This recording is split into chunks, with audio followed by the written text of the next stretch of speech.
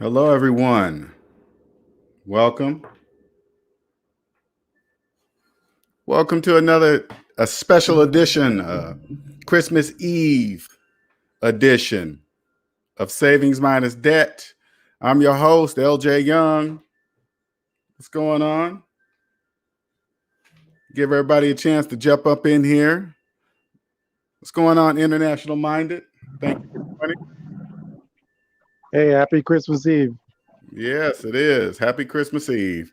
So we're going to give a few minutes for other SMD family members to jump in here. I handed out the link in the community, and did I do it? No, I did not do it on the Discord server. But if you didn't get the link and you need it, I'm going to post it in here right now.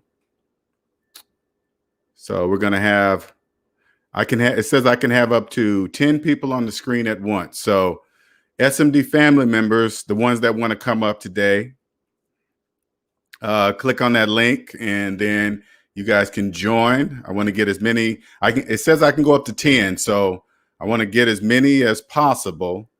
And today we're just going to kind of talk about, just anything. What's, maybe some people want to ask other SMD family members questions, or maybe talk about how SMD family members are living here in the pandemic.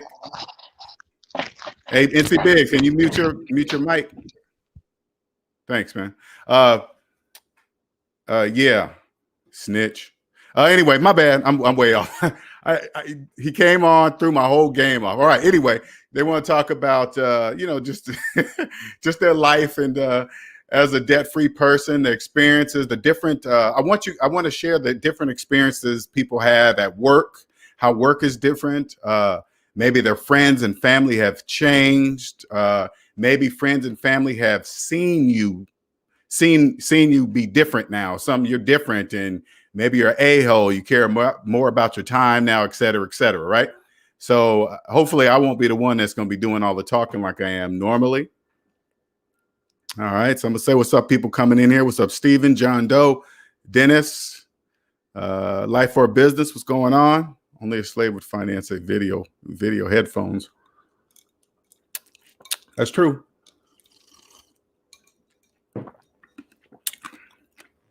So like I said, we're going to give you guys a few minutes to get up in here.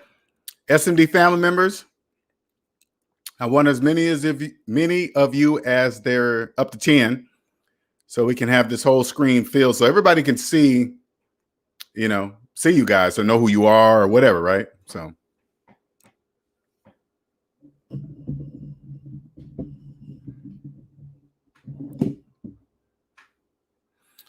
All right. Okay. Looks like we got.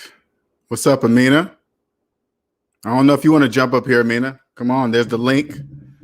Just in case. I think it'll be good to know, the different ages of the members, so people in the audience that are jumping in, they can kind of relate better, because a lot of people think it has something to do with age, and it has nothing to do with that. It's just all about mathematics, right? So it's nothing really. I don't want you guys to think I'm smarter than anybody, or just, oh, who are you, LJ? You don't know all that, et cetera, et cetera. I just want you guys to hear this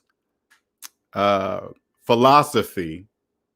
I don't even want to call it philosophy. Math is not a philosophy. It's a scientific fact. So I don't know. Anyway. And then after I introduce myself, I guess we can go through the family members that have joined to introduce themselves. If you want to, it's totally up to you. But just make it like something different. That's why we call it, Hyphy. Shout out to Hyphy for even bringing this up to do a Christmas Eve special for the SMD family, and just kind of show you guys that when we say being part of the SMD family, it really is a family, right? And it's a family that we call each other family because we all agree on the very basics of finances, which is math.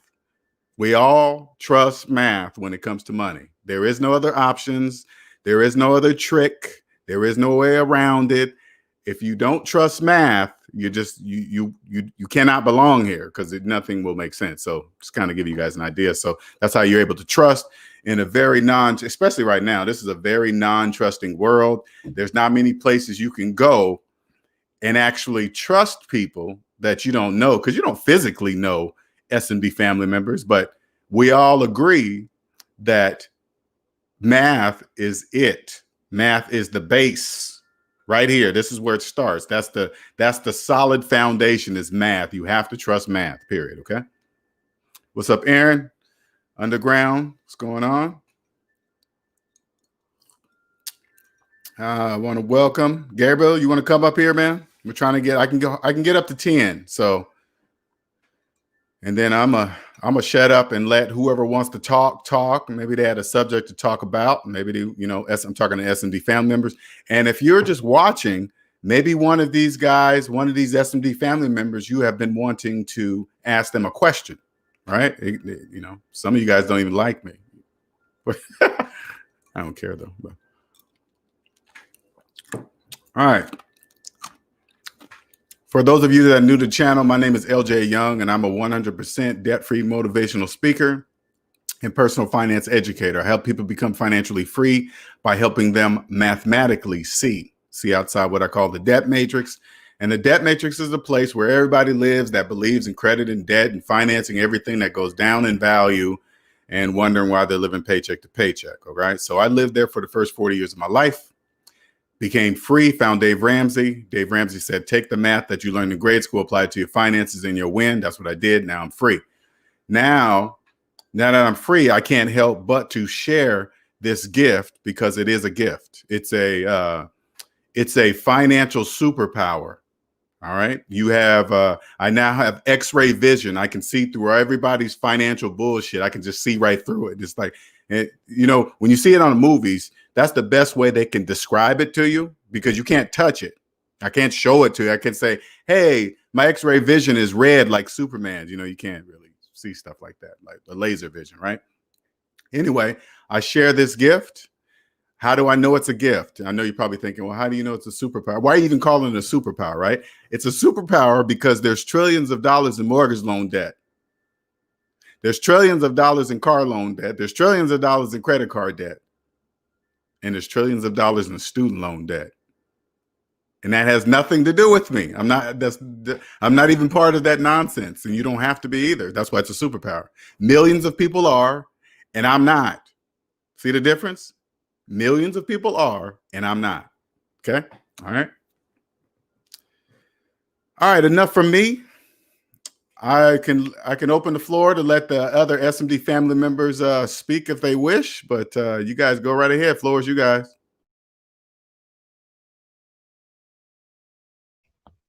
Hey, what's going on, LJ? How you doing? Some people know who I am. I'm NC Biggs. I have a channel, Random Verity. I met LJ was a year now, and he pretty much changed my whole way of doing things with my finances. It starts small. I'm 36, so it's not like you gotta be super. You don't gotta be. You can be in your 30s and get your life together. My finances are better than they were a year ago, and I'm hoping that they continue to improve. Uh, Basically, I literally had to learn to stop financing things, stop doing things like that, put myself in bad situations. So that was my deal. I've learned a lot from Cosmic and Dre and LJ and Amina and all the other SMV family members like Hyphy. They took me under their wing and kind of showed me a lot of things, and I really appreciate it. This channel has helped me a lot, and I mean, you're. I'm going to tell you, you're going to have a whole new set of friends, and your work's gonna suck a little bit now because you're gonna look at it and Snitch. if you didn't like, yeah, I'm good. And he calls me a snitch because of the fact that, I mean, that's I mean, literally, people think because I've changed that my personality is I must be working with managers and I must be doing it because I do my job and I don't really care about the work. So a lot of the things that you want to do is you want to get into new environments. You might want to change your life, and that's pretty much it for me.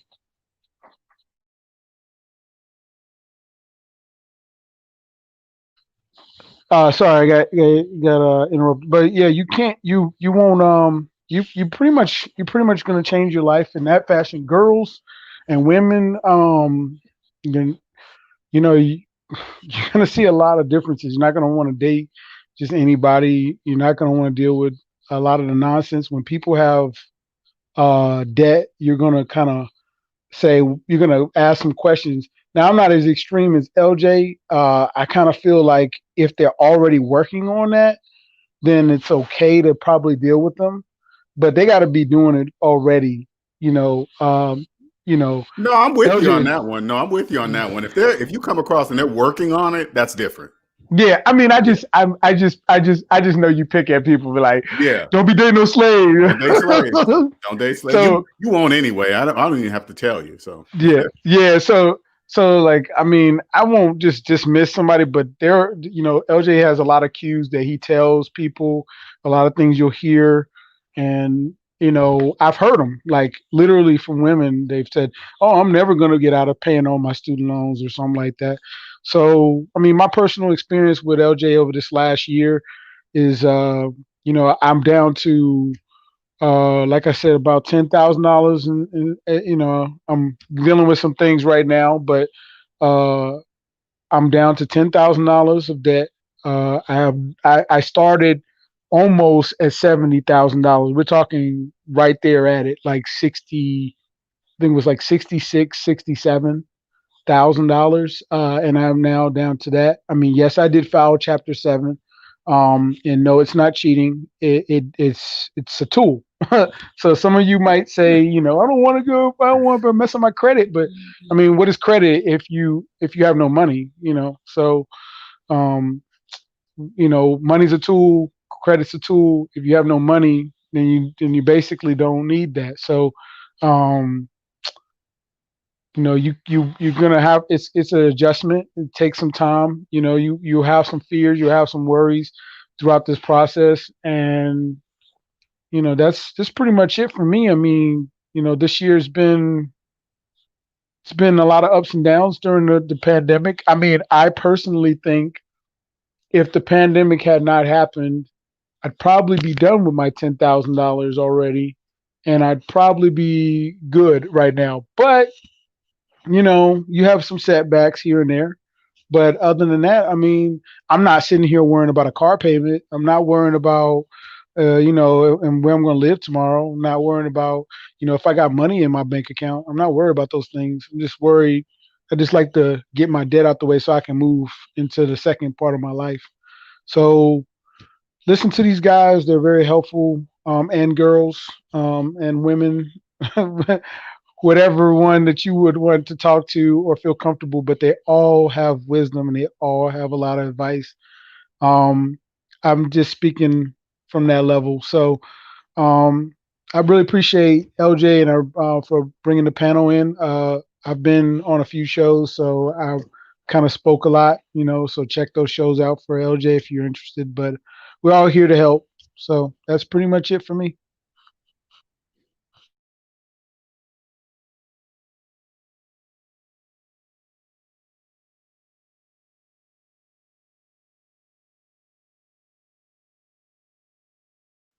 anybody else want to talk?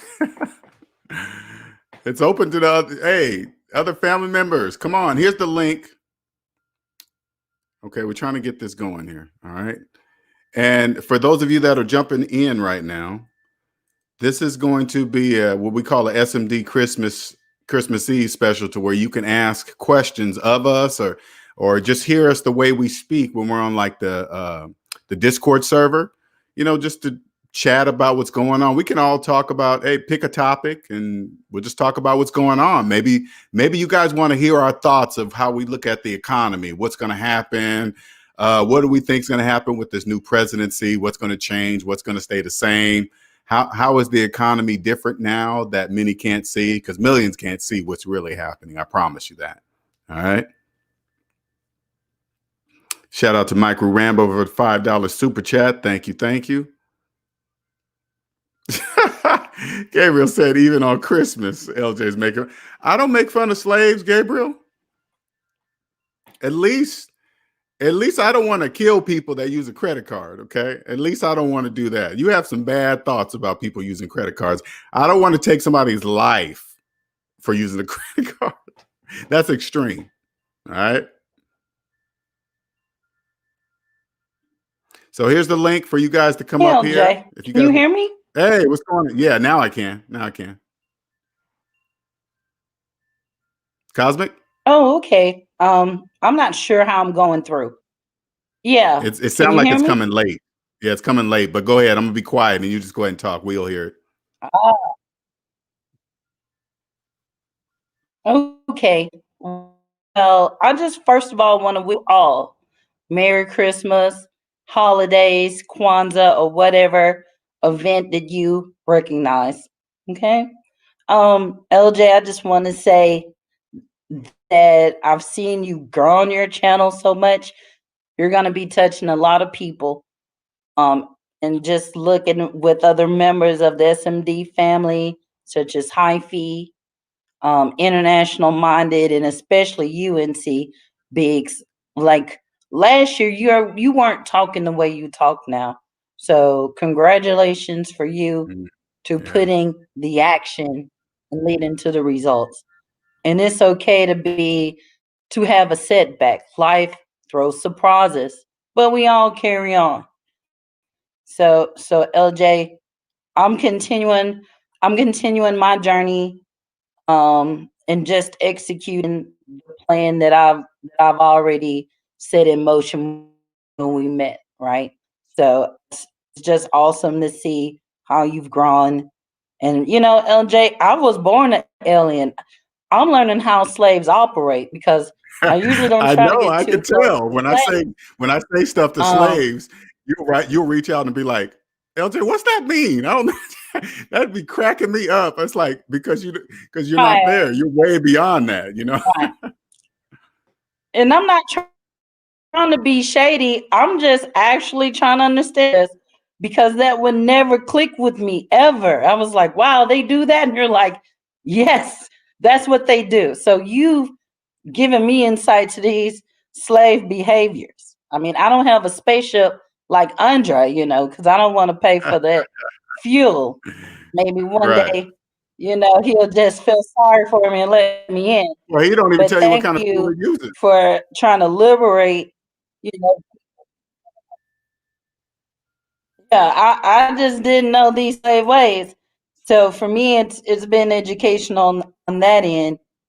I've always been mindful of debt.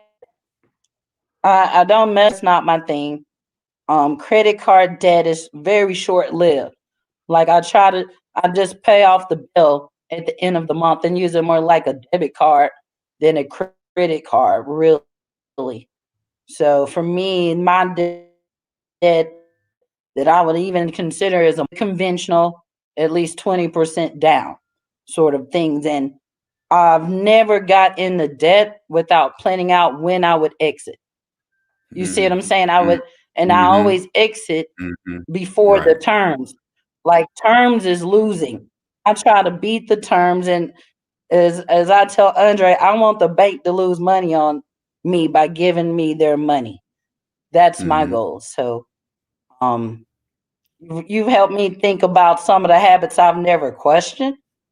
To say, why did I not fall into the slave mindset? Oh, because when I get into debt, I already planned out how I'm going to pay it off. Always extra principal payments. Pay it aggressively down. So I think if you're not mindful of speeding through debt, getting out of debt as fast as possible, if they say you have a 5-year, a 5-year term, can you do it in 2.5? If you have a 30-year mortgage, can you do it in 10? Mm-hmm. If you don't have that thought process, don't get into that debt Right. because you haven't taken a thought to even look at what can I afford. See, You're that's affording a automatic with minimum you. loan That's payment. automatic. You can't afford that loan. I never would have thought that assumption. So I just wanted to wish you guys a Merry Christmas, and I hope that we can see more people get over here to the other side of zero. Thank you, thank you. Appreciate it, Cosmic. And Cosmic has been just a wealth of knowledge in this SMD community, especially when it comes to real estate. When I get ready to, the wonderful thing about this is when I get ready to start messing with real estate, well, I will eventually one day, I'm not sure when. I know exactly where to go and who to ask. I know exactly, hey, I'm about to do this, X, Y, Z. And she'll tell me, oh, don't do this, do that, don't do that. And I can 100% trust her because we all have the base foundation. We all trust mathematics with money, period. That's how you know. So thank you, Cosmic. Appreciate it. I look at that as, it's like, to me, it humbles me because I know how much knowledge she has. And a person like that says, I affected her life in some way too. It's crazy how when you cross on the other side of the debt, you on the other side of zero, it's not about levels. It's not about people stepping on each other. It's not about levels. It's almost like it's about puzzle pieces. This person knows a little bit of this and this person knows a little bit of that, and then you join them together. Now you know both, and then you break off and help somebody, and it just keeps going and going and going. It's not level, it's puzzle pieces. So hopefully get Amina. I see Amina trying to connect here. In the meantime, John says, I'm 100% debt free. My wife has student loan debt, but we'll have the debt paid off in full. Oh, in full next month. This channel has been a godsend. Wow. Congratulations, John Doe. Congratulations. Congratulations. Crazy part is you guys are the only people freely talking this kind of freedom talk. Most people think you got to be rich to have control over your life. That's true. They believe that. And the rich today is surface level shine. But as we know, that means nothing. Show me your credit report. Exactly. And so I keep telling people this is a superpower. It's a superpower because millions of people are not doing it. Millions of people don't know what this channel shares. Don't even know it. Everything I'm saying, I can prove, right? That's the difference between a lot of other motivational channels, motivational speakers, et cetera, right? They encourage you, yes, to be a better self, to be a better you, but I actually show you. I prove it to you with mathematics. Say, if you do this, you will be free, right? I can prove it to you. I can say, hey, look,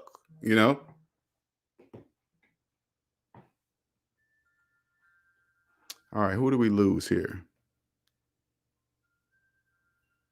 Okay, everybody's dropping off. Is it me or what's going on? Can you hear me? Well, now can you hear me? Yeah, I can hear you. Yeah, I just want to congratulate you on the Mercer County County work. That was great. Very professional. Man. I loved it. Thank you, man. They invited me. I felt like that was a transition. Huh?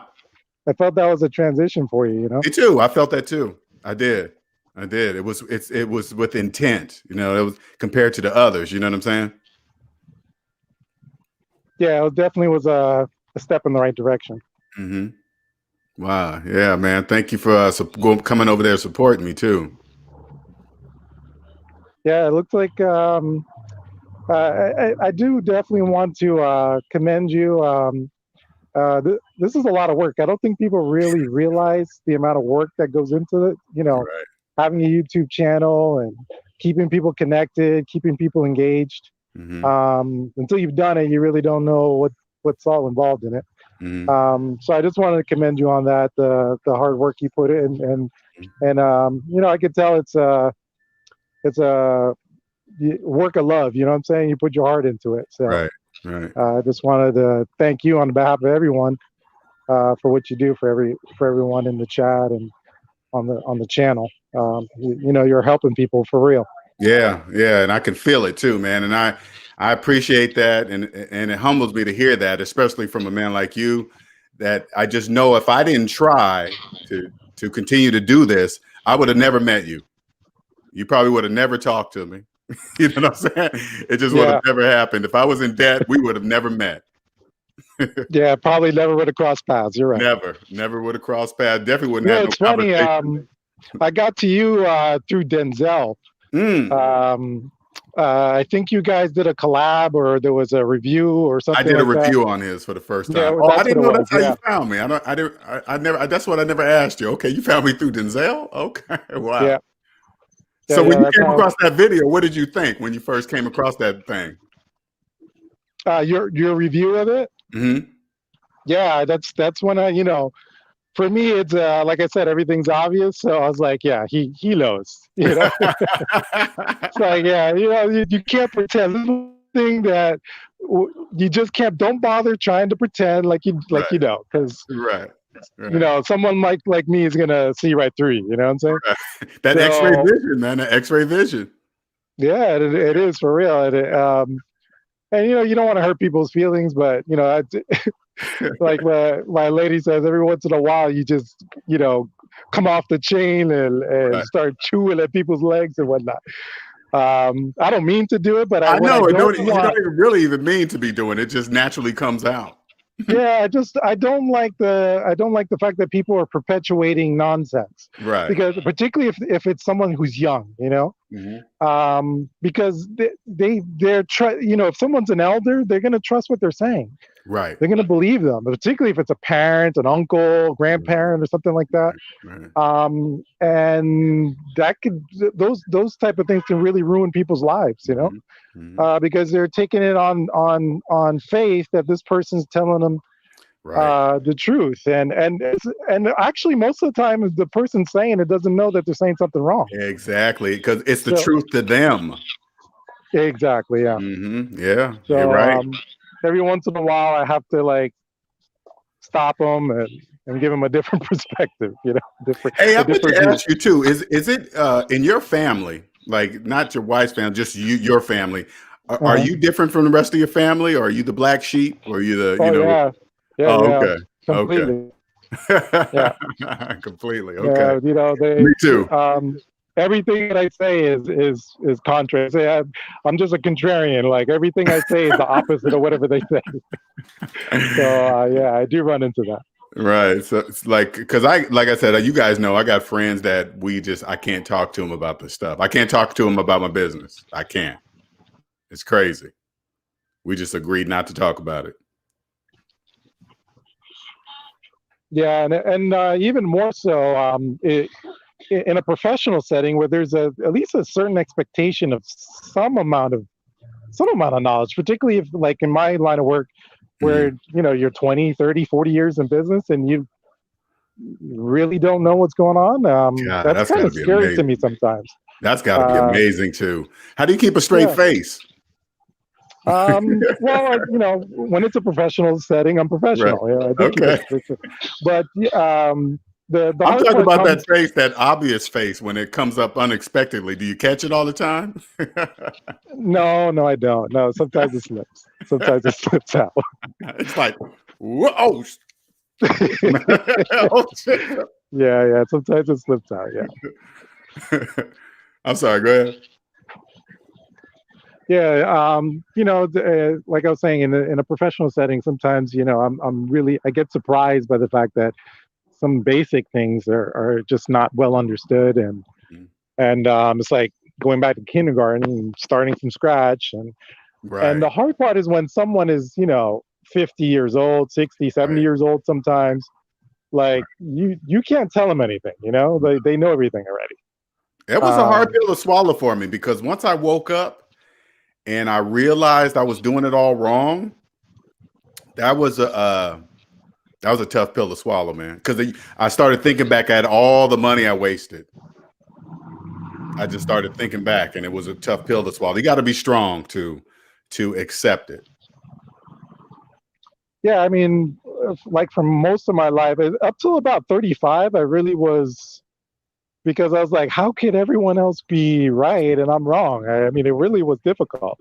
I mean, I stuck with what I believed, because like you said, is my math right? Like, if you're not making any sense whatsoever, right. And if something's doesn't make logical sense to me, I'm just not going to just roll along with it, Right. I've always been that way too.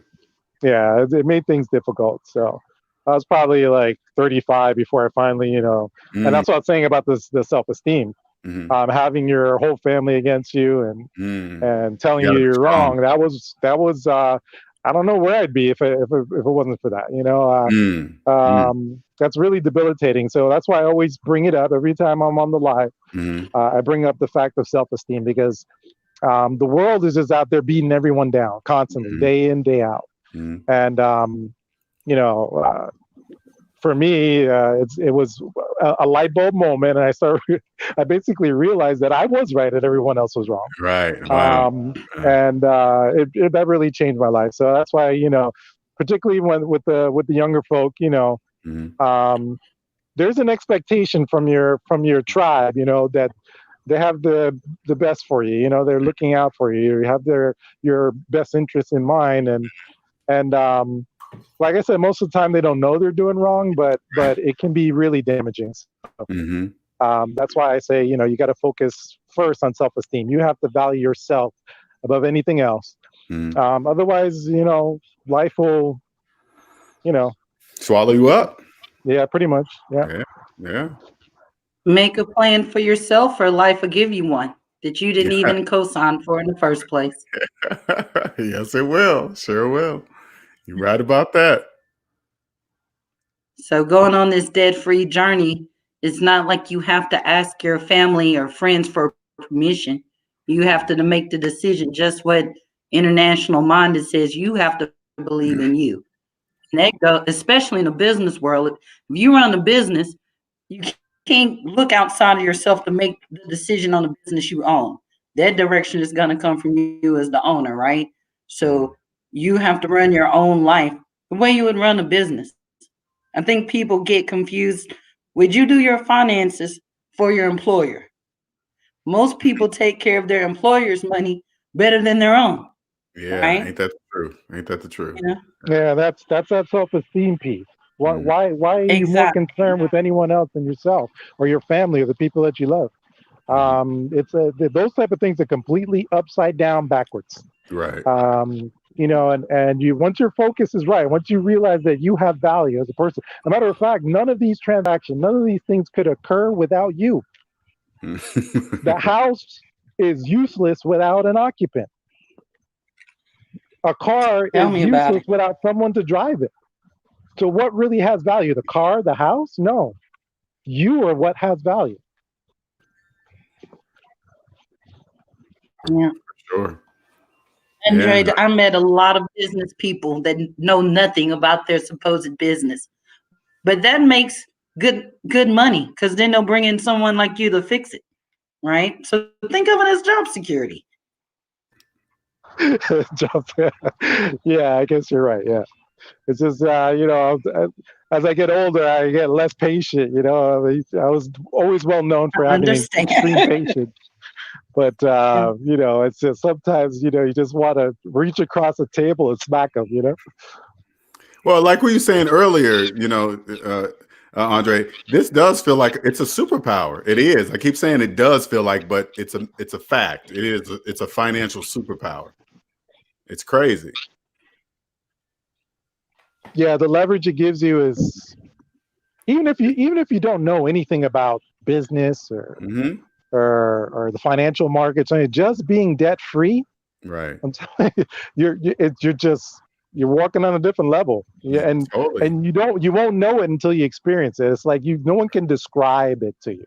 Right. Like I could use all kinds of superlatives. It's not going to cover it. Right. It's a completely different state of being, really. Yeah, I've accepted that I can't explain it, so I just show it.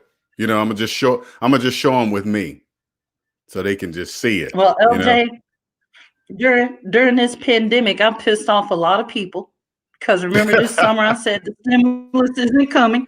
Remember, I was trying to tell people, I said, don't hold your breath. Like Mm, stimulate your own economy. Don't wait for that stimulus check. So when you said, how was your year and how has it impacted you?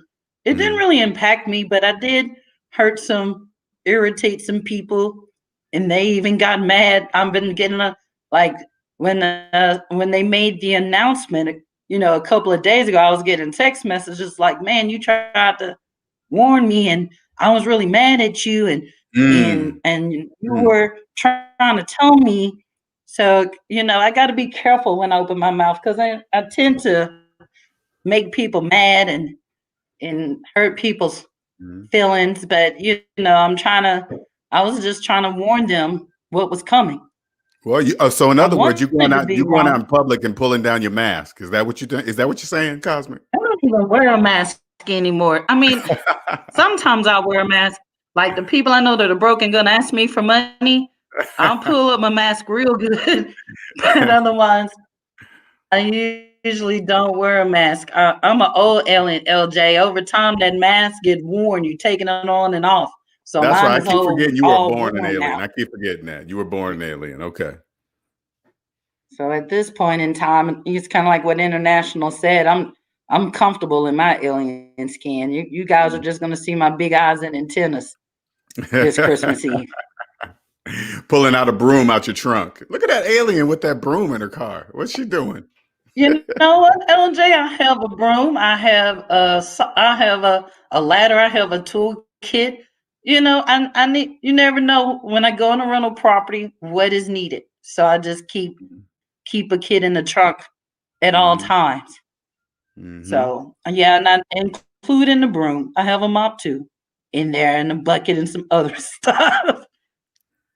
That's Yeah. cool though. Yeah, Um, where I live. This guy, I live in some like townhouses like that, and this one older guy, he owns them all. I mean, when I say own them, he owns them, right? And oh yeah. he's like 80 something, man. You could tell this is his heart. He's here. He's always working, directing at his age. I mean, you call him, he's there in, damn near in 10 minutes to fix whatever. That's how you know somebody that takes pride in something that they own, respect that a And lot. that's the key word you said. That's the key word you said there is pride. Mm-hmm. Pride Mm-hmm. because it's not, real estate is tricky. It's not like you buy a house and you make money just buying a Right. house. You Mm-hmm. have to have knowledge to even evaluate whether a house will make you money or not. And Mm-hmm. those houses are rare. So it's a certain skill set just to evaluate to even find a house. So your 80-something-year-old landlord took the time, built up that property, over the years Mm-hmm. paid it off. So Mm-hmm. I totally see where that pride comes from because the tricky thing is a lot of people buy a house and say, "Oh, I want to make money off of it," and then I have to tell them, "This house is not going to make money. You bought Right. the wrong house if that's what you wanted to do." Mm. Mm. So You probably don't want to hear that. good for you. They didn't want to hear that. And actually, thinking out loud and maybe international minded, I was thinking about these forbearances that these people are taking. And I said, property taxes for most places happen twice a year. Maybe some places it's every quarter. Well, think about it. If you haven't paid your mortgage since March, most people pay with their mortgage Oh yeah, insurance you're and right. property taxes. Yeah, And inside of this their time of mortgage. year Ooh. is when property taxes are due. So if you haven't paid your mortgage, you may have been forgiven for your principal and Mm, interest, mm. but I guarantee you, your county hasn't gave you a moratorium on property taxes because they Ooh, I want to didn't pay even their think police. about that. I did not think about that. Ooh, wee. So if any of you guys know, just these little Mm, nuances is something to just be mindful of because pretty soon it'll be tax lien season. So if you don't pay your property taxes, the state or county may put a lien on it and get it another way. So I don't know, Andre, if you thought about that scenario of how that works. Absolutely. Like I tell Lonell, this stuff is obvious. Mm. Once you Mm. understand Yeah, how the market works, once Mm. you understand how a municipal bond flow works, where that Mm. money comes from and where it goes to, it all is obvious. Mm. Unfortunately, it is what it is. But yeah, it's there's no doubt in my mind as to what's going on and who's benefiting. Um, Right. Now, to the flip side of that is, okay, how can people protect themselves? If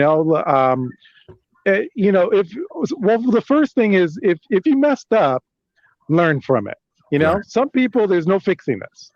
A lot of the like, for example, the savings rate has gone from like 4 or 5% or whatever it was, all the way up to about 30% since COVID. Now, that's not 30% savings and someone's also paying their mortgage. That's not what we're talking about. We're talking about Mm. people saving their mortgage payments because they're unemployed. Mm. right. And a $600 or $300 or whatever the hell, it wouldn't scratch couldn't even Right. pay the insurance on the car, never mind the car note. Right. Right. So Right. this is a very, very serious situation. Yes, it is. And the problem here is that people have, again, this is intentional. People have become dependent on government, Oh, yeah. which is what they want. But once you become dependent on government, and if you're and here's another thing, even if you're independent, if the rest of your neighbors on your block are dependent, you have a problem. Because at the end of the day, you have your funds come from your neighbors. If you have a salon, well, I mean, how are you going to keep your salon open Right. if no one can come in because there's a lockdown? Right.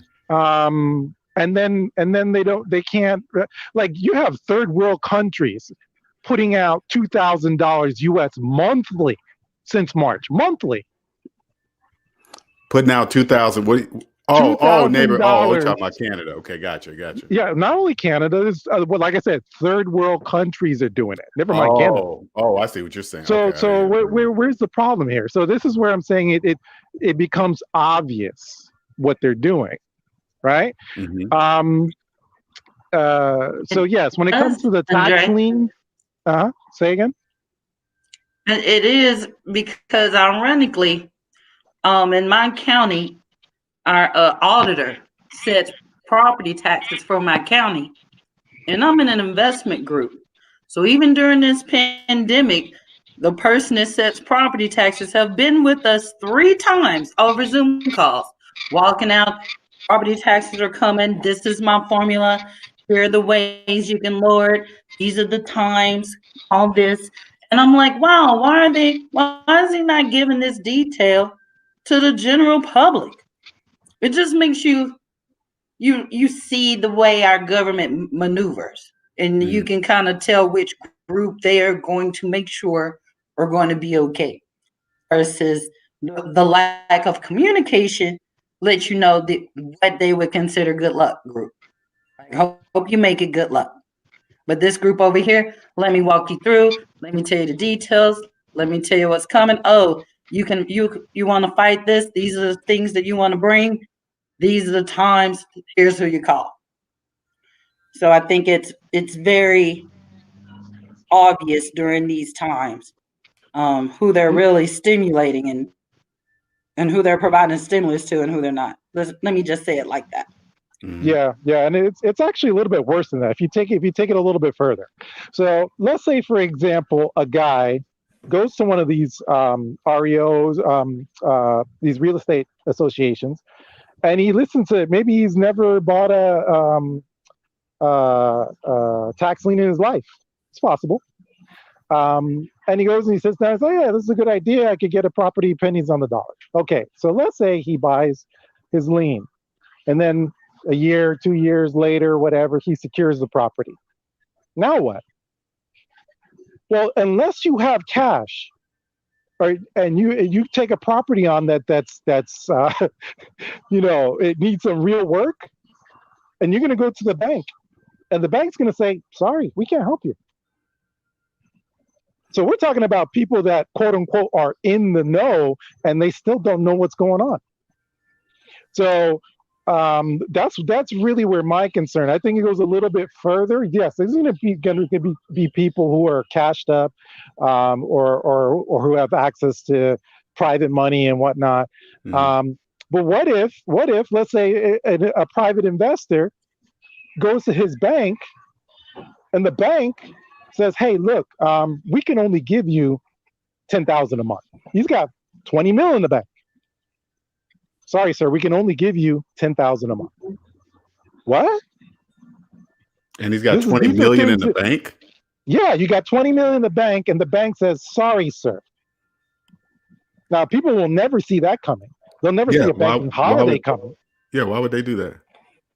Well, that would be a banking holiday. That'd be, hey, look, the economy's upside down. Because you got to remember, what do banks own? Primarily, what they own are residential and commercial property, right? Mm-hmm.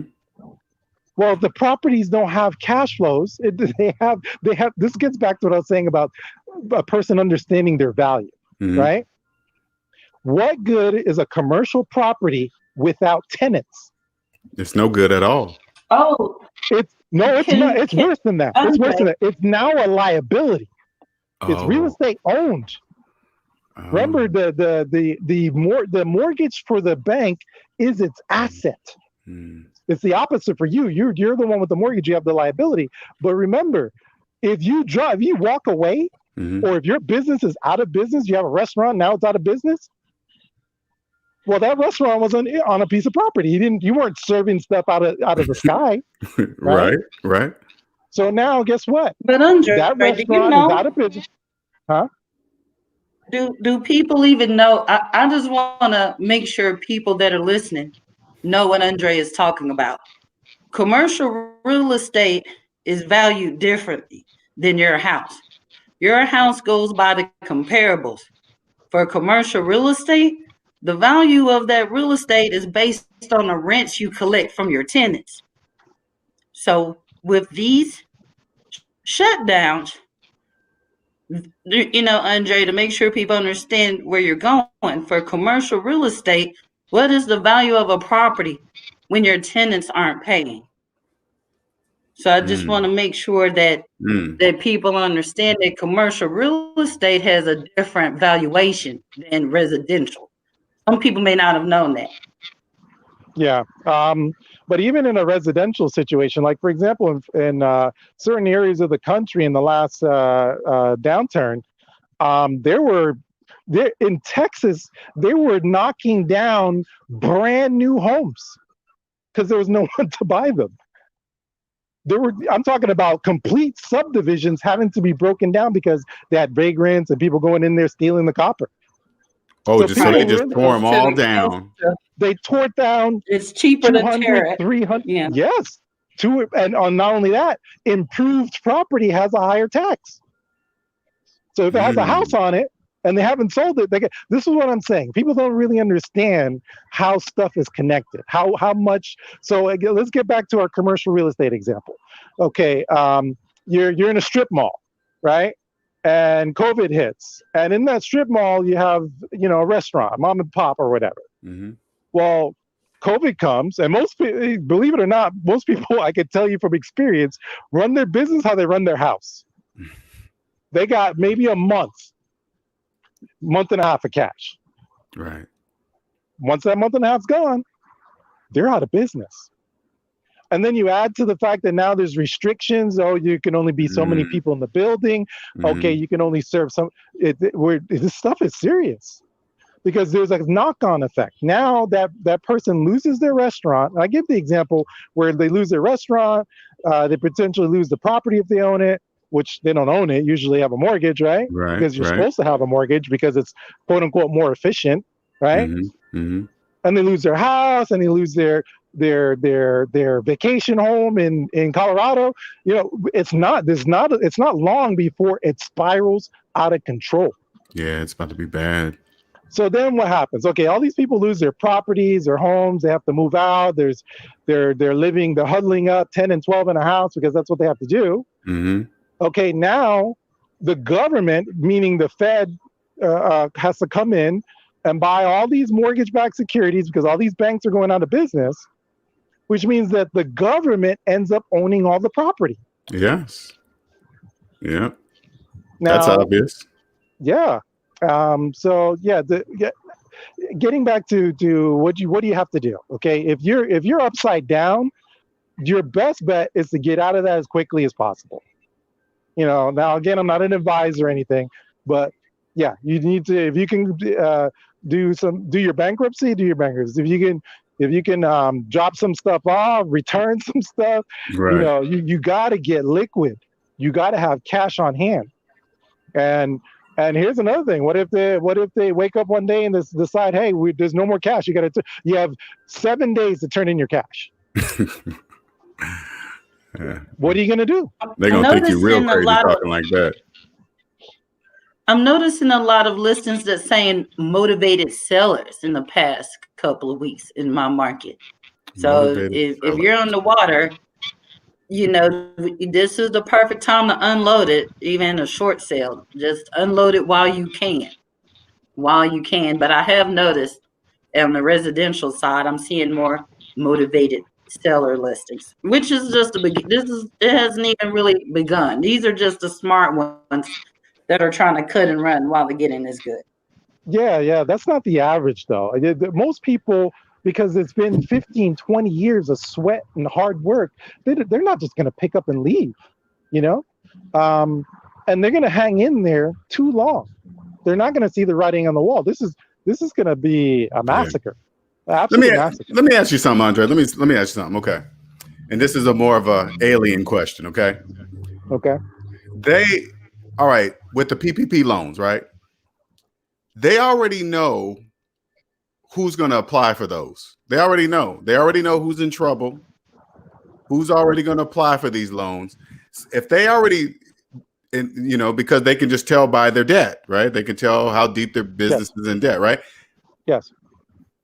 And they're going to give they also know that those guys are not going to be able to pay those debts back because they have no business to make enough money to get it back. So they have to also know that they are not going to use that money as described in the details to you know what I'm saying? You already know because they're going to spend it on food, lights, car notes, stuff like that. So yeah, the FBI has only investigated 7% of the applications so far. 7%.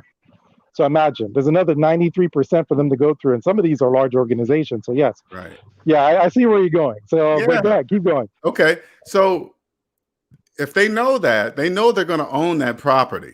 I mean, they know they're not going to be able to pay that money back. So not only are they going to make money from the the businesses that understand PPP and PPP money that legitimately get it, and then they're going to know the people that they already know who's going to apply for it, and then they also know who's going to commit fraud. I mean, they got to know this stuff. But anyway, my main point is this: why are they taking that money and buying up so much property?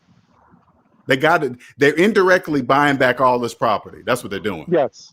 Now, here's the thing. You got to remember that let's start first with the PPP because you brought up a good point. Mm-hmm. Remember, the goal, I'm talking about a nefarious way of thinking, right? We're not talking about your normal, decent human being, right? Mm-hmm. The purpose of the PPP loan is to strip every last cent of equity and value out of the owner's hands. Mm-hmm.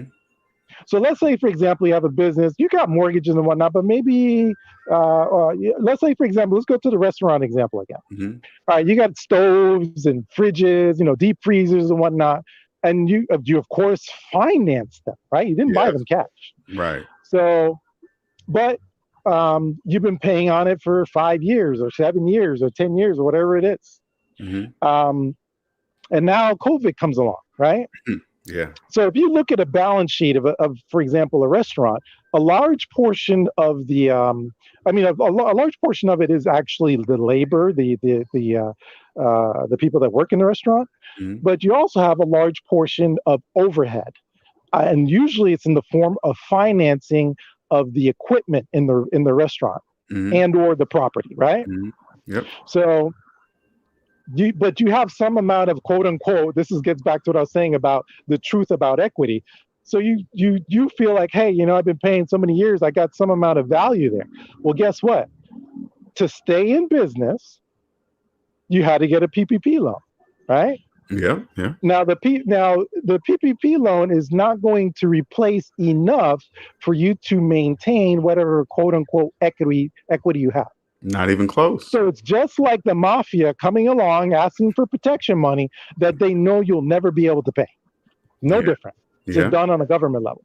Correct. Yeah. So in terms of why have all that, this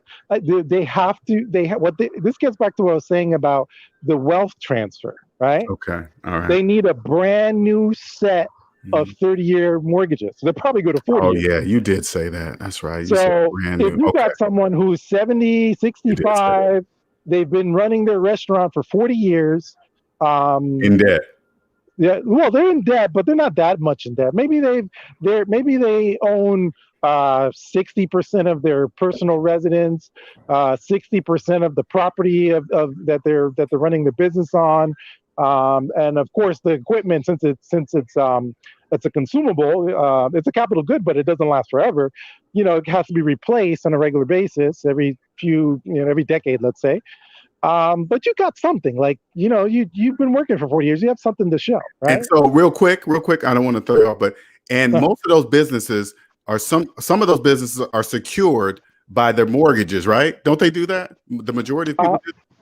Yes, that's more more someone who's more just starting usually. But didn't they just personalize it? They just personally guaranteed with their mortgage, right? That's where they break right through the veil, right there, right? Exactly. Yes, this is the part. But guess how many people? And we're talking about professionals now, college educated, masters, right? Mm-hmm. Guess what percentage of them know that, LJ? 99%. Not even. I haven't met one yet. Not 1%. Not even. I haven't met them yet. If you find me someone that actually I haven't met in business, I'm talking about hundreds of clients, thousands of people I'm talking to, not one understands that. Not really. They may have heard it somewhere, but they really don't understand, because it's very simple. You just ask them to explain it to you.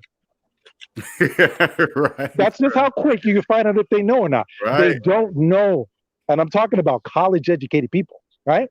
Yeah. So that goes to show you just how much of a superpower.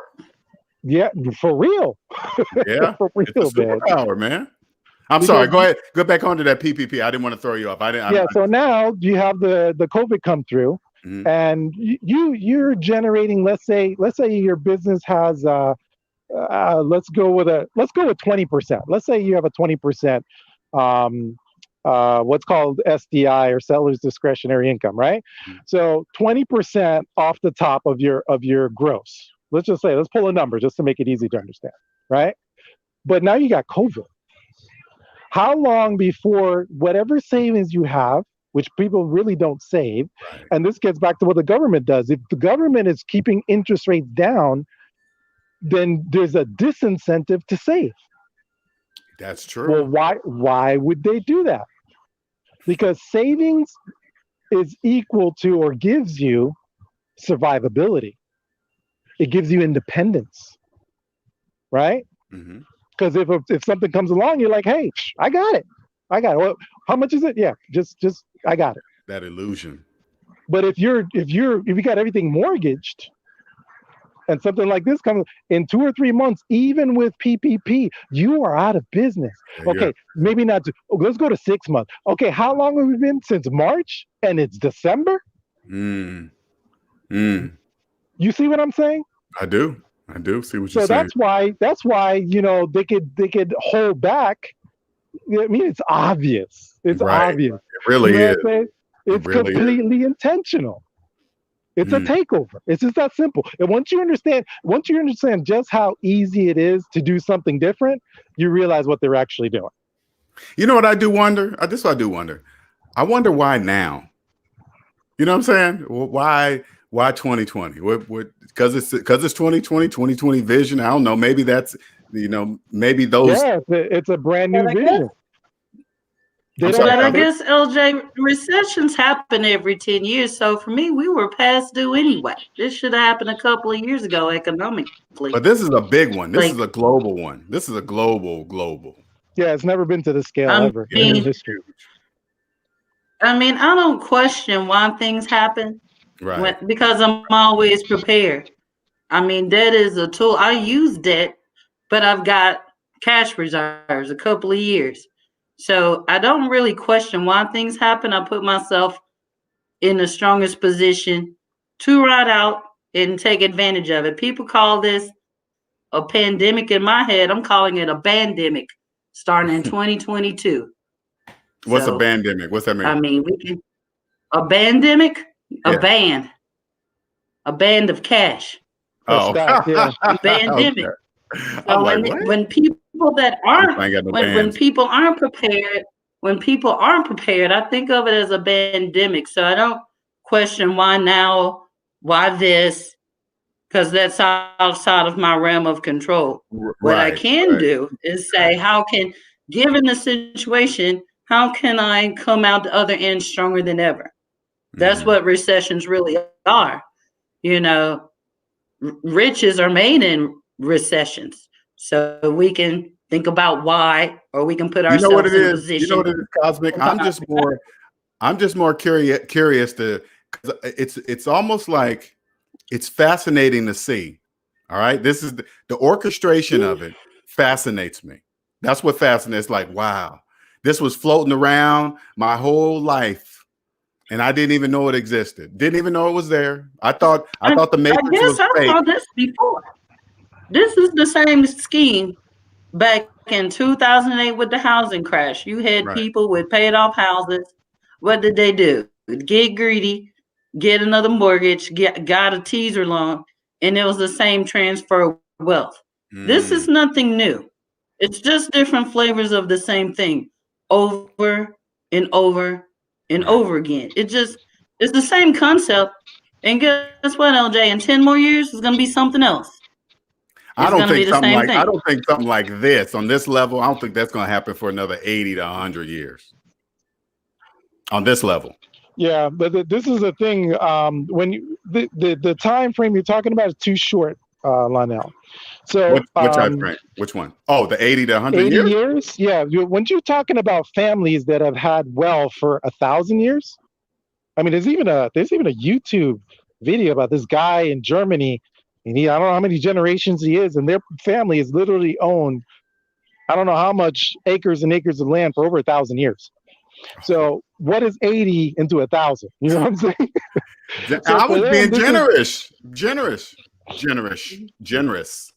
Yeah. So I agree with her 100%. This is and there's even micro smaller intervals.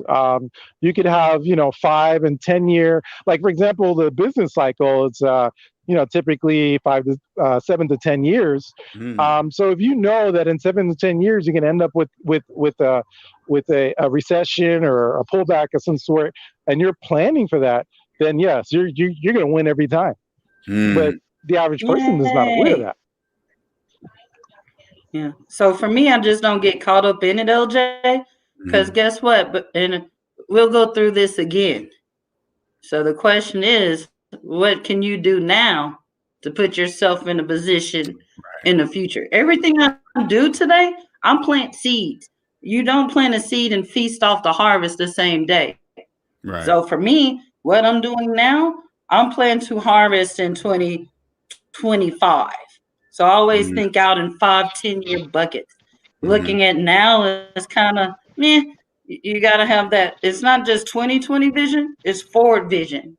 Project 5, 10, 15, 20 then today it's not that big of a deal because you've got 2 decades in your periphery. Your vision is 20 Well, years out. when you're debt free, it's obvious to project. I mean, to see. Yeah. Yeah. When you're debt Yes. free, it's obvious. Yeah, like for example, So my easy plans to are see. done 3 generations. I've got plans for 3 generations Exactly. out. Wow. And in addition to that, I would say that I do understand what Lonell's trying to say, though. There's a there's like waves on the beach. There's a magnitude. Mhm. You can't compare a wave that comes in that kind of pushes you a little bit Right. and hits you in the waist versus a tsunami that's Yeah. 40 feet high. There's a whole different scale there. Yeah. And that's why for me, I'm planning for people to go in and say, hey, yeah, you know what? I got a few dollars. I'm gonna buy me a few tax liens. Well, guess what? Andre the Ninja is gonna be waiting. It doesn't matter. You're coming. I'm coming for you eventually. It's gonna be 5 years, 7 years, 10 years. But at some point, Right. you're gonna trip. You will trip because that's also part of the plan. You know what I'm saying? Yeah, people say, "Oh, look at all this! Look at all that's available here." Right. You know, Right. if you're not cashed up for real, Lonell, for Right. real, I'm talking about decades of cash. People like me are going to eat you alive because you're going to go in and buy 10, Right. 15, 20 properties thinking you're going to be balling out of control. I'll just wait for you. Because you're going to go to the bank, and the bank that you've been going to for a minute that's been giving you money like it's water is going to say, sorry, sir. Sorry, sir. Yeah, you're right. And what are you going to do then? Guess what? The next year, you got to pay those taxes. And you got 20 properties. I'll be waiting. I'll be waiting. Is your will your mask be on or off? No, they never see me, Lonell. They never see me. You know why? Because I don't do it. I don't do it in my name. It always have my guys do it for me. So right. Gotcha. They never see me. I look like a bum hanging out. You know what I'm saying? Okay. So, yeah. I think if people think, like far out vision, then present day doesn't seem, because you're so far past. I'm far past. I'm already in 2050. This is just this is just a stop on the road. I'm just like international minded. I'm waiting. That's why I was like, it's a pandemic to me in a couple of years. I'm just waiting to see who's gonna slip up. I don't think nothing like this is going to ever happen again at this magnitude in our lifetime. Is that safe to say that this will never happen again? I mean, who knows? We've got lizards the size of dogs in the southeast. I don't know what'll happen around the corner, but there'll always be opportunities. That I know. Yes. In one form or fashion. Yeah, because the world just can't function otherwise. So there's going to be winners and losers, and you just got to make sure that you're playing the right tune and for the right team, and you got to have it figured out. And this is where I say that a lot of times people get I don't know, they get distracted actually, because you could see someone who maybe even they're out of debt. They feel comfortable. They have a little bit of cash in the bank, and they're looking for an opportunity. And they go through that same idea with the tax liens, and now they're stuck, and they've got $20,000-$30,000 worth of property taxes to pay. So what was the point? You know what I'm saying? So there has to be a certain clarity to really what your balance sheet looks like, and I think a lot of people miscalculate. It's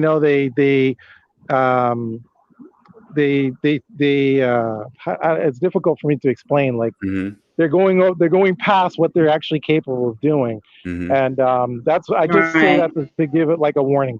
But on the flip side, like Cosmic saying, these are opportunities for multiple generational wealth, without a doubt. But I would say the percentage still come out about the same. So about 10% of the people that go to a tax lien auction are really going to make it. The other 90% are going to break even. They're going to try to make it work. They're going to have properties with a bunch of damage, and So when do you think the tsunami is going to hit? When are you thinking? When do you think it's going to hit? I'll throw up my guess. I think it'll start Mm-hmm. the end of 2022 and maybe warm up towards the end of 2023. You think it's not going to start for you? Don't think it's going to start for a couple years? There'll be some pain, but there'll be some pain, but those aren't the big fish. Like those are just people that are on the edge and gonna topple quick. I'm talking about those nice properties. I mean, okay. You can say right now. Yeah. I think the ones that can last a little longer. Okay, gotcha. Yeah, I think it will start a lot earlier. I think it'll start probably in 6 months.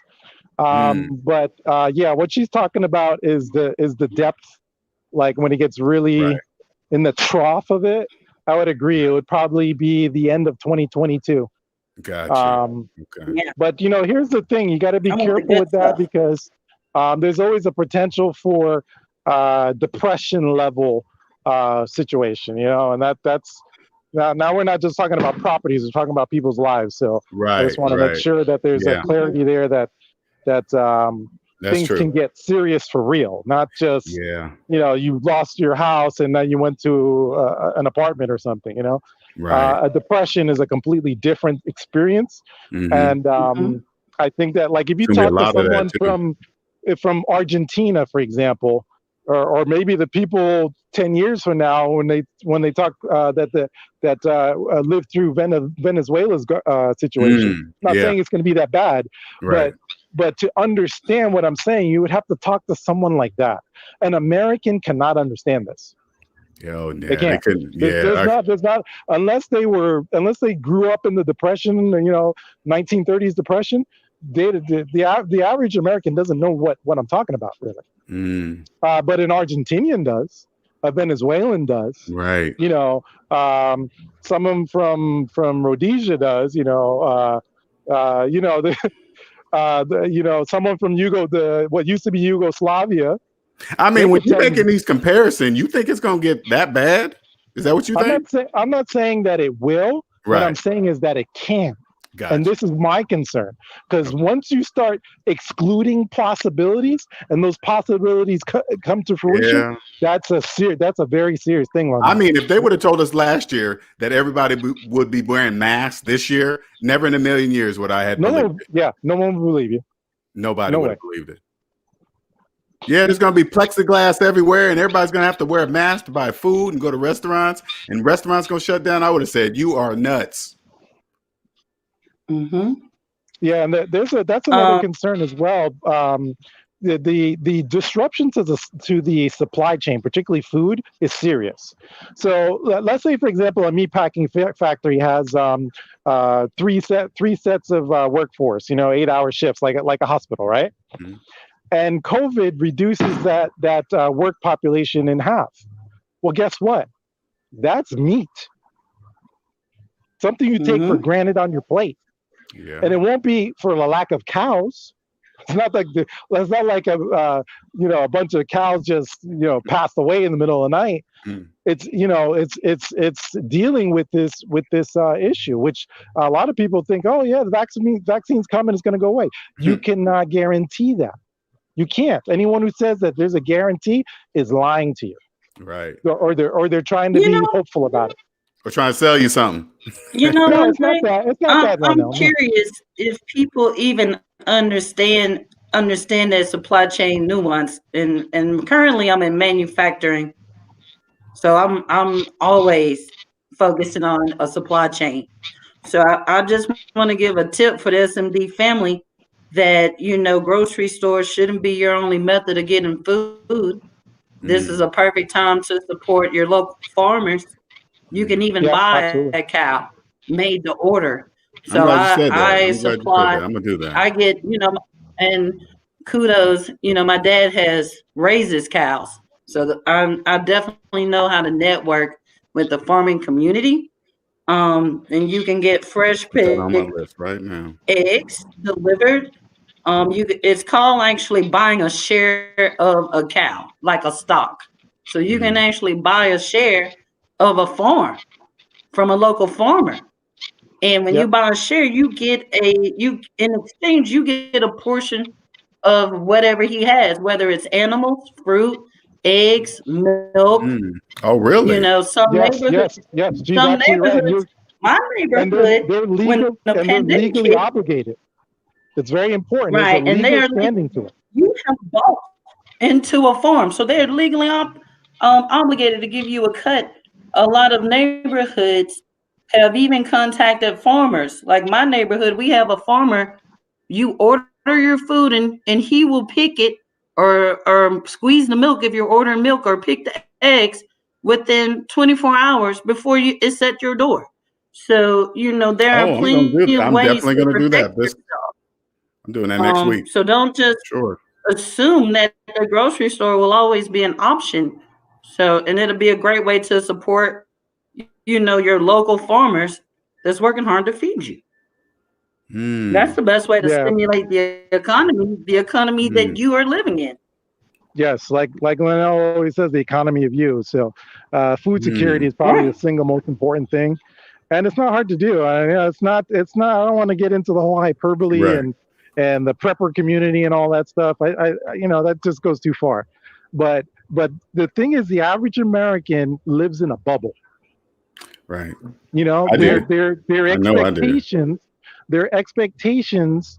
What someone will get upset about in America is day to day for most of the rest of the world. You know what I'm saying? Like First there's world people that have to problem. walk miles just to get fresh water. Not even fresh water, just to get water. Period. Nasty water. So it's a lack of mental preparation for Yeah. things to even just to get a fraction of bad. You know what I'm saying? Us wearing masks should let everybody know that anything's possible. You know what I'm saying? That alone should tell us that. Yeah. But That most people are comfortable, so that's kind of what I worry about. People's responses to something that they've never experienced in their life. Well, the majority of people have not Another experienced option. it. I'm sorry. Go ahead, Cosme. Another option for food is getting to know a halal store, which is kind of like a Muslim shop where they have a whole process of praying over the animals. They One of don't those just give opened up near hormones. me. What do they sell there, Cosme? Because Yes, I just saw the one of those open they up near don't. me. They will sell poultry. They'll sell beef. They will not sell pork for obvious reasons, right? Okay. But that most halals have local farmers where they're locally processed. So people love getting that organic grass-fed beef. Halal is the same thing without the marketing at a Okay. more affordable prices. So, Gotcha. as far as food security, seek out these communities that have their own food supply chain that's locally sourced. Okay. And that is a way cheaper option than buying organic or grass-fed beef in the grocery store. So those are some tips for food security options. Okay. I'm definitely You also definitely want to make sure you have some sort of health insurance. Oh yeah, that's key. Why you say that? Where that came from? Well, if you happen to get sick, what's going to happen? You know what I'm saying? There's going to get a point where they have to start deciding who gets treatment, who doesn't. Oh, yeah. So you're right. again, we're talking about an more extreme end of the curve. But I'm just known for preparing for whatever. But yeah, absolutely. Make sure that you at least got that base covered. And hopefully you never have to use it, or things don't get that serious. But people have to take it seriously. Now, ideally, the vaccines work and everyone's healthy and the numbers go down and we get back to normal. I really hope that's what happens. Get back to normal. What's that? Yeah. Well, yes, you're right. What people have known for the last however many years, that's done. That's never happened. It is now, like I say, a global marketplace. Yes, global. You cannot think of yourself as, when you're working your labor, you cannot think of your labor as being American labor anymore. You're now part of a global pool of labor. Now, again, it's not going to happen one day to the next. It'll happen over time. But yeah, you definitely need to prepare yourself. If you're younger, prepare yourself. If you're older, prepare your children. That's going to be a paradigm shift that hasn't even happened yet, really. Not in any real meaningful way, but it's going to happen for real. And it's funny you say that because I'm in a global role. So most of the people I talk to aren't even in the US, you know? So you definitely need to scale up and work at a global level. Because really, why limit yourself to just the US? You want to have skills that you can do anywhere in the world. I know Andre has his go bag ready to go, him and his kids. So, you know, it's funny you say that, Andre, because I haven't been US focused in a decade. Like I've been globally for over a decade, so I don't even think about. I mean, I'm following the U.S. economy because I'm in the U.S., but from a work perspective, it's across a couple of continents. So when I do moves in business, I'm looking at global scale, not scale into one store, not one state, not a region of the U.S. I'm looking at scale in 4 continents. Globally scaling. Yeah, it's not just that too. Also, you have the concern with technology. Like, for example, I think truckers are going to wake up one day and be in some trouble. And that is one of the top paying American jobs. So why? Because of the trucks coming out now or something? That's going to be, Lionel, that's going to be completely automated. In the next 10 years, the highways will have automated trucks. Some time, It'll take some time.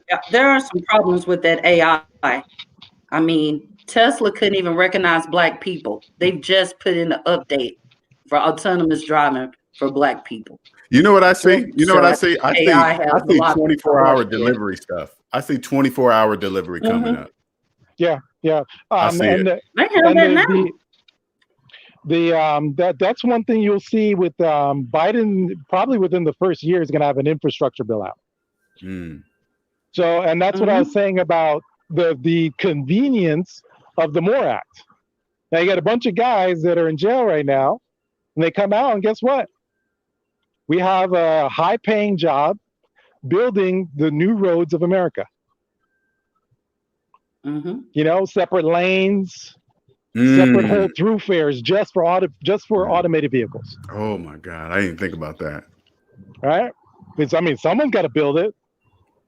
Someone's got to put the guardrails up and put down the little sensors and whatnot. Someone's got to do that. They can put all that on tracks too if they don't even want to. Oh yeah, that's another one. Speaking of that, I think the railway is going to come up big, and that's one of Warren Buffett's favorites. I wouldn't be surprised if he's already got money in that. The current railways? Yeah, he's I think one of the largest owners of the current railways. He already is in that business, Yeah, with CSX, and he owns how many miles. It's a Canadian railroad. He owns it in a couple of countries. He has stakes in U.S. and Canadian, but it's all about that supply chain, LJ. Like if truckers run on strike, stores would run out of food. They do lean inventory management where computers track real-time inventory because they don't want a lot of stuff in their warehouses because then it's taxable. So you want just enough to meet your business obligations. So that's why I think transport is going to come up big. So they're about to remove all that stuff so there will be no truckers to go on strike because it'll be all automated. Yeah, that's right, Lionel. It'll just be the last 100 feet. The last 100 feet, putting it on the shelf will be the only thing that a human being will be doing. And there's even not even that, Huh? It's not even that. We have robots that do inventory. Yeah. No, well, what I'm saying is that there's robots in Walmart. Yeah. There's a new plan to ship the shelves and all. To do what? They're gonna put the whole thing on a big pallet, and there will be no need for someone at the store to actually put anything on the shelf. It comes and goes as a pallet. Imagine. So yeah, When a I lot saw of that, jobs get. when I saw that robot in Walmart, I went in Walmart one night and I saw a robot cleaning the floors and taking inventory at the same time. Yeah. That's right. Yeah, we have. I work for a big Fortune 500 company, and we have stores of the future where you have, like, you know how people put sticker on products? They have it where it's all wireless. So if there's a price change, somebody at the corporate headquarters can change that. You don't need a human to do pricing anymore. There's so much stuff that's going on and this was back in Sort of like changing 98. LJ, sort of like changing a gas station price that's right. electronic, right? Oh my God. Exactly. It's the same concept. So in 98, LJ, you know what I was doing? I was sending text messages through pictures on cell phones in 98. Who had a cell phone that could send pictures in 98? So these Nobody. companies are decades ahead of what the usual person will see. Let me just say it like that. Right? I got to be careful, but we have things that can track your eye movement at the store, so we know what products you spend your eyes on. We know what products you Wow, that's don't look at, crazy. so we take those products out because that helps us stock the shelves of what people will buy. So those robots at Walmart, they've been around for about a decade. How much you We think one of just those seen them in robots the cost? store now. How much do you think one of those robots cost? Man, it's the robot. The machine is probably cheap. It's the paid subscription for the software that the robot runs on is the one that's going to take Mm, money. Does mm, that make sense? So mm-hmm. yeah, I think that's the wrong question, Lionel. What? The Oh, correct, okay. What's the correct question? the correct question is how much does it make, not how much it costs. Yeah, You're on the yeah. wrong side of the ledger again. No lunch Okay. How much break. Hey, does it make? thank you for catching me. Thank you for catching me. I appreciate it. That Thank was a you. glitch. Okay. Andre, speaking of, there was a factory that got rid of all its forklifts, and they're all computerized. And what they said was Mondays after NFL football, there was a lot of accidents at the warehouse. So when they put in those forklifts, there was no OSHA violations of unsafe workplace. The productivity wasn't lost. You know, robots don't need bathroom breaks. They don't need time off. So it's the productivity of what those robots are bringing is what most big companies are looking for, not necessarily the cost, because they'll make that back in time. Right, right. I am asking the wrong questions. I sure am. Damn it. It's even where I'm at right now. I'll still be asking the wrong questions. See how strong the programming is? It's programming and it's strong. It wouldn't work So I otherwise. work in automation of manufacturing, ironically, LJ. That's what I do. I automate things. And business is good for now. No, I love it. I love it that my eyes are opening. And I'm just glad I'm able to connect with the right people, you know, to get the answers that you look. I'm still not asking the right questions. Still messing up. But that's what makes it fun. Things shift. So you just have to be adaptable to change. And I think, you know, what you're doing it with the savings minus debt family is going to put people in a position to be adaptable. You can't be adaptable if you're burdened with debt, which means obligations, right? So what we're going to require in the future is to be adaptable. I mean, that's what this year really, you know, put a spotlight on, right? Is being adaptable and changing with what Yeah, time that's true. presents. Yeah, to evolve with changes, you got to have the right Mhm. mind to be able to do that. Yeah, for sure. Not be a complainer So all for the me, time. I just like to, yeah, I like to get the lay of the land and right now I'm not even, it's more of shifting, right? Once you get comfortable with adapting, it's not like you're doing major moves, you're shifting based on what the present presents with the eye towards future success. That's it. Mm-hmm. But you can't do that if you're if you're worried about loan obligations. Right. Nah, you gotta be debt free to even see or even understand what you guys are even talking about. That's just straight up. That's just the basics. You have Yeah. to be debt free. Period. Is there any questions for us in the chat, Leno? I see FIC's coming up here. You there, FIC? Can you hear me? Yeah, yes, LG, I'm here. How you doing, man? You got any questions for us? Thank you for Yeah, joining yeah, the panel. Appreciate it. yes, I do have a question. Just want to hear you guys. But first, I want to say thank you guys for this topic and everything. What I want to ask is what you guys think about singularity, where machine is going to take over humans, and eventually, it's like human will become like useless. I just want to hear you guys take on it. That's it. Well, I don't know about humans becoming useless. I think I'll tell you what I see in my industry. We used to be able to run a line with 10 people, and we've automated it.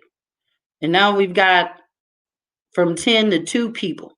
But those 2 people are helping the machines. The machines will still get clogged. They're there to help the machine. So I don't think humans will become useless. I can tell you based on my experience present day, we'll need less humans, right? Because now we have gotten 10 times more productivity with a fraction of the people, right? So I don't see humans being useless. I think in the context of, let's say, I'll speak on what I do, automating plants for manufacturing. What I can tell you that the skill set of the people we have are different than what we had before we automated it.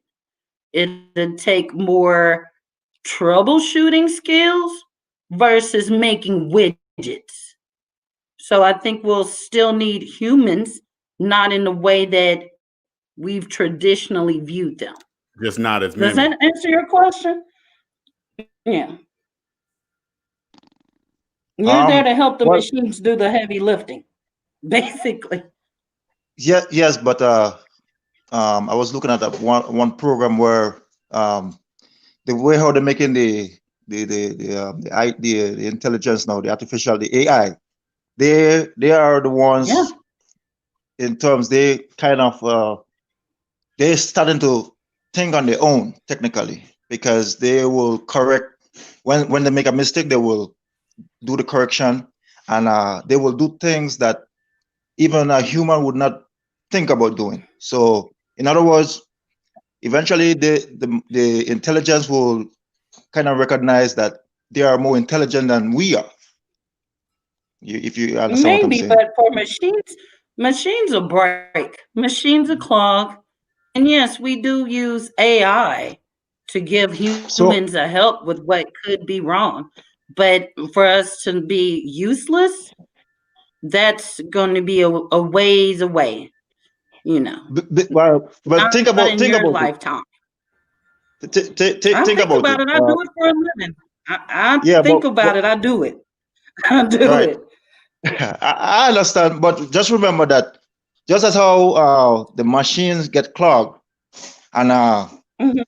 they are going to make a machine that's going to look after the one that's getting clogged. Okay, and And then then that the machine will one. need something. Yeah. Right. Yeah. They're gonna need humans Yeah. somewhere. Okay. Yeah. I just don't see that. And I'm Just telling not as you, many. not That's because all. of what I feel, it's because of what I do. Like I work with business intelligence, which is still business automation, crunching huge amounts of data to give humans help, because most humans, you can't your human brain can't hold this. So let me give you another example. We have forklifts at this is outside of the plant. We're at the warehouse level. We have forklifts that we will feed the inventory of every single piece in the warehouse. So that forklift, he knows exactly where that part is. But guess what? That forklift may fall over. I need a human to set it up right. That forklift may break down. I'm still need a human. We just don't need as many. So it's. Right. I know there's a lot of hype around AI, but we will probably not get there in our lifetimes. What you're talking about, like I don't see humans becoming useless. Period for a long time. Okay. I'm just looking at the you know, especially for example with your cell phone. You will be on your cell phone, talking about something, and let's say for example you talking about shoes, and by the time you get home and you get into your phone, first thing that shows up on your phone, somebody tried to sell you some Yeah, shoes. and that's Oh, So, right, and that's so, just the so you algorithm. We can translate voice to text. When you talk, you can translate voice to text. We will feed that paid information as data to people that will buy it to sell you stuff. But there's still people involved in those points. It doesn't magically happen. Somebody has to okay. tell the machine what to do. Do you know robots just don't work? You actually have to spend time training the robot. We call that machine learning. The machine still I, has to learn. I understand, but Yeah. that There's you less remember people involved. Yeah. do you know about the because the program I was looking at is the one with the game that they was playing with the robot in yeah, I think it was Japan, that game, and the robot won oh, I never because saw that. I haven't yeah, seen because it was the game was able the robot was able to do an additional move that nobody had ever think about, and it was not something that was it was not an input into the robot. It's just that the robot was able to analyze based on the information that was there, was able to analyze and put this together with that, with this one, and come out with a new result.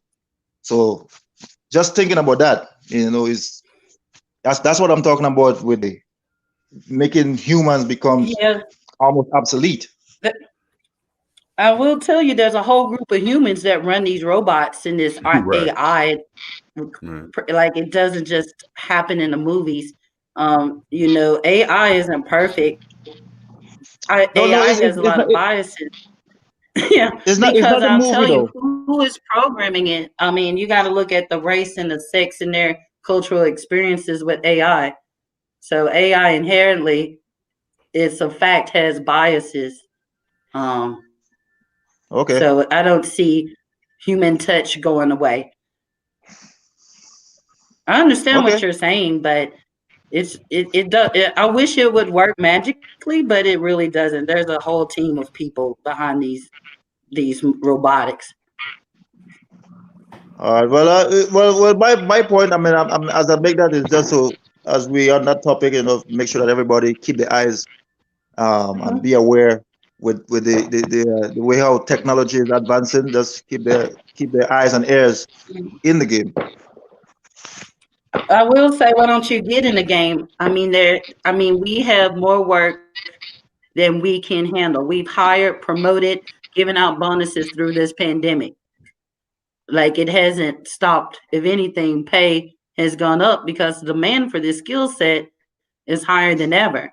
So I would challenge you to get in the game and control that AI. Your code can shape the future. So you can think True. of it as an opportunity in that regards. Pay is great and they treat you well because it's a rare skill set. I appreciate that. I'll definitely gonna look Mhm. into it. I'll look into it, and I'll contact you too. Yeah. Because I like to Okay. see people in IT not just doing IT, but on the business side of IT, you shaping major corporations, shaping those machines, driving the process, influencing the supply chain, influencing the vendors. IT is just not coding. Take it above the code to the business. Then you won't ever have to be worrying about being obsolete because that's a rare cloud to be on. Well, thank you, LJ. Mhm. Yeah, I'm you're still welcome. Great listening. question. All right. Sorry, Andre. No, that's all right. Yeah, it's there's a lot to be to unpack there. You can look at anything positively or negatively. Let's take, for example, nuclear energy and nuclear bombs. Both very real, ever-present things in our lives. But for the most part, technology serves man. We create it to serve ourselves and each other. Another part of that, what he's saying, has to do, it comes back to what I say about self-esteem and knowing your value as a human being. Now, I'm not going to say stuff isn't going to get bumpy, because anytime there's a change for the better, there's a mess in between, an absolute mess in between. Right. Like I was saying for the truckers, there's a lot of families that are going to wake up one day and find out they're out of business. Mm-hmm. And this is where we as a society, this is really where government's supposed to come in, really. They get involved in all kinds of stuff they shouldn't. And the stuff they should do is like help people transition. They do a horrible job at that. Believe it or not, business does a better job of doing that for using the profit motive. But yeah, I choose to look positively. I choose to look at things in a good light, because even if you look throughout history, there's been a lot of suffering, but human beings have always been on an inexorable rise to better, being better, having more, producing magical things, really, when you think about it. Like someone who has a mechanical heart, think about it. You see a little baby, 6, 7 years old, and they're alive because of technology. Yeah, that's true. People sometimes they be looking at technology in a negative way. You know what I'm saying? Yeah. There's people with illnesses that if it wasn't for modern medicine, they wouldn't be here. Right. People's loved ones, they wouldn't be here without it. So I do understand his concern, because even Elon Musk is concerned about it. And he's a smart guy. He's concerned about what? Because I follow him. Particularly with AI, not so much the other stuff, but AI is concerned. It's not, and believe it or not, he's not really concerned with the AI. He's concerned with those nefarious parts of humanity that would use AI in a way that's detrimental to society. Right, and that's really exactly how I hear. That's exactly how I hear it when he speaks about it. So, but yes, I would say, and this is why I say, get your skills up. Yeah, you should always be trying to improve yourself. You can't sit on your laurels and say, hey, I've been in this job 20 years, I'm going to be here another 20. That's very dangerous. That's a pipe dream. But that doesn't mean to fear the future. That's not something that I ascribe to, nor would I even encourage in anyone. However, I'm a realist. I'll tell you, look, this can happen, and prepare yourself. Don't just sit there. But never be afraid of the future. It's pointless. It doesn't. You know what's so crazy about that? The future doesn't even exist. Right now, the present moment is the creator of the future, right? And I think, like when I was in the debt matrix, all they did was have me concentrate on the future. Everything that was better was further down the road. That was the mottos. But now that I'm out of debt, I can see it always is the present moment. That's the only thing that ever matters. So yeah. Well, the only thing that really exists is the present. It's just like space and time are not separate. It's space time. Right. You can't have time without space or space without time. It doesn't exist. So, I mean, that's a little bit headier kind of physics thing, but, you're flying in your flying saucer. Come on back. Come on back to Earth. You hit the light year button by accident. Yeah, I'm sorry. I must have bumped it. You live in the present, but you also learn from the past and plan for the future. So, but everything is done. All the real actions occur now. So if you're going to do something, you're not going to do it in the future. You're going to do it now. And it's going to be a chain of nows, right? But planting your seeds for future harvest. Yeah. Yeah. Mm-hmm. Yeah, Exactly. and I would say I agree with Lonell, because that in the way the corporate systems put together now, that's that that carrot that's dangled to keep you on the treadmill. So Right. yes, I understand perfectly what you're saying, Lonell, and that is something everyone should absolutely avoid if they Mhm. can. And if they're in that, they have to, and this is what I was saying with freedom. It's priceless and expensive. It Yeah. Mhm. is. At the same time, At space. the No. same time, space. Yeah, it's there's no one that could ever put, because guess what? I've never heard anyone getting a refund of their time. Right. Mhm. No, never. It's never happened. Receipts Once either. it's gone, that's it. It's gone. Yeah. So in that sense, it's priceless. But at the same time, it is very expensive, because guess what? You got to dig deep. It's a lot easier to just get on that treadmill. Let me tell you, Yeah. it's a lot easier. Getting off on your own, living according to your beliefs, what you really truly believe, Right. not what you were told to believe, not what your parents told you ought to be. And not to say parents aren't very important of forming who we are, but at some point you grow up and you're an adult. You get to Mm-hmm. choose. Mm-hmm. And I see a lot of people, I would say 90 something percent, they take the easy way out. I'm just gonna, You just know what's roll, crazy, get Andre? along. Mhm. When you brought that parents up, right? I remember the age I was when I knew I mentally passed my mom. You know what I'm saying? Not that I Yeah, was smarter than her, not that she didn't, and you know what I mean when I say this. I didn't know what it was called, but I knew when I did, if that makes sense. yeah, absolutely. That's really the clarity of vision, and it's poignant for 2020. And It's being able to see through, and parents it's can only parents can only teach you what they know. So, it's Correct. kind of a disservice to put all the expectations on Right, your right, parents. That's why you need to seek out, and that goes into your net worth. Your net worth is a result of your network. So, after a moment of time, you have to seek out those resources, whether they're your family or not, you know. yeah, And Andre, I'm one of the few people that like my W-2 job. I love it. I get to go and innovate. It's awesome. But speaking of Andre, I still have businesses that are producing cash flow. So if I do lose my job, I can still live with no detriment the way I am now, whether I have this job or not. And that was something I consciously did to just ensure to minimize that risk. We call it risk mitigation, right? You're softening life blows. And I think, whether you're working, everybody needs to work on getting a separate source of income. yeah. And starting a business, like Andre said, is not easy.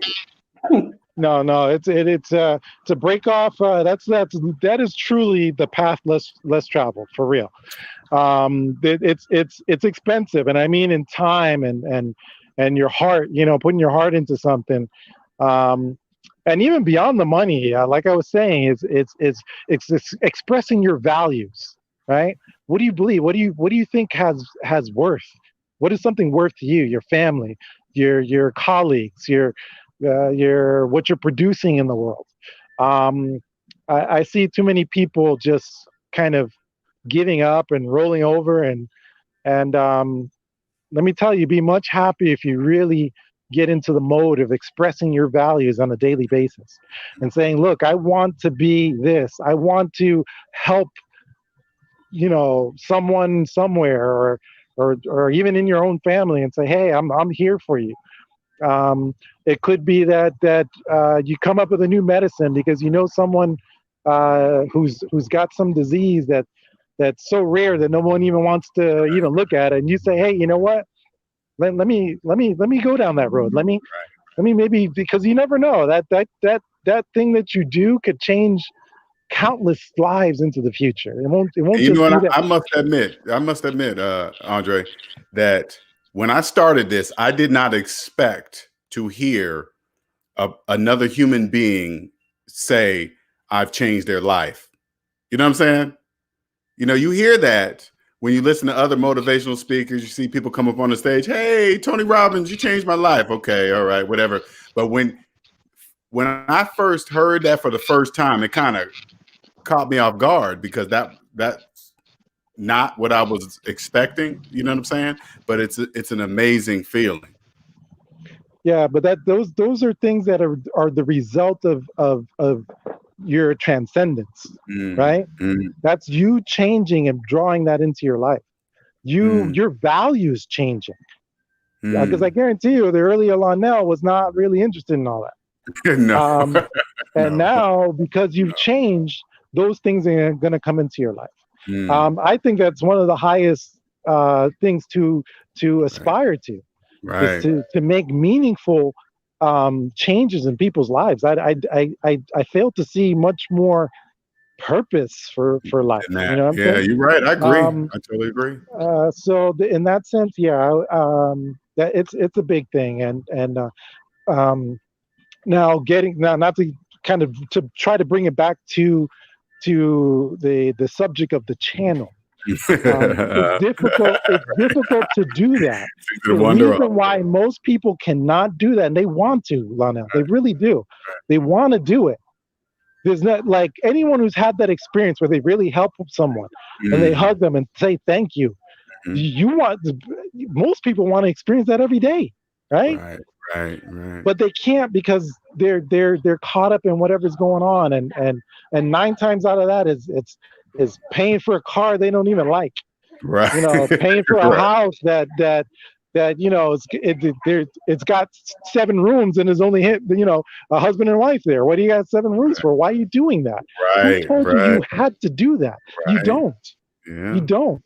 And for to know that a human being spends their life doing that kind of nonsense when they could change lives, when they could help someone that is on their last thread, that really needs a little bit of hope in their life, and instead you went to work to pay for a house you don't even like.